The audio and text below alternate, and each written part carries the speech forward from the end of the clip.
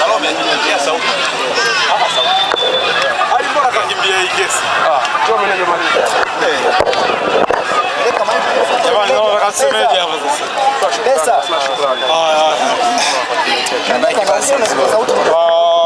Kwanza kabisa tunapenda kutoa shukrani kwa Rais wa Jamhuri ya Muungano wa Tanzania Dr. Samia Suluhu Hassan kwa motivation ambayo amekuwa akitoa.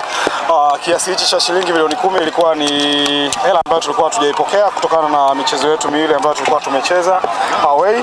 Mchezo wa Champions League dhidi ya CBE ambayo ilikuwa pale Ethiopia Septemba 15 mwaka uliopita, lakini mchezo wa pili wa Al Hilal ya Sudan ambao tulicheza Januari 12 pale Nouakchott, Mauritania.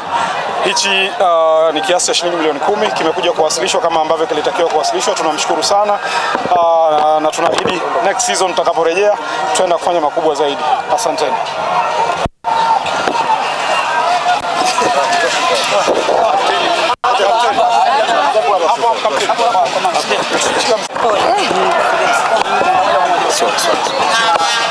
Tunamshukuru mama yetu kwa sababu amekuwa mtu wa kutusupport katika kila hatua, na hili ni deni ambalo liko limebakia katika mashindano ya michezo ya kimataifa. Kwa hiyo kikubwa tunamshukuru na amezidi kuzilisha kwamba yeye ni shabiki namba 1 katika nchi yetu.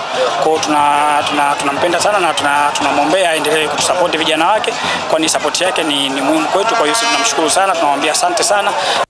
Tutaendelea kujifunza na hata mwaka pia tutafanya vizuri. Asante sana.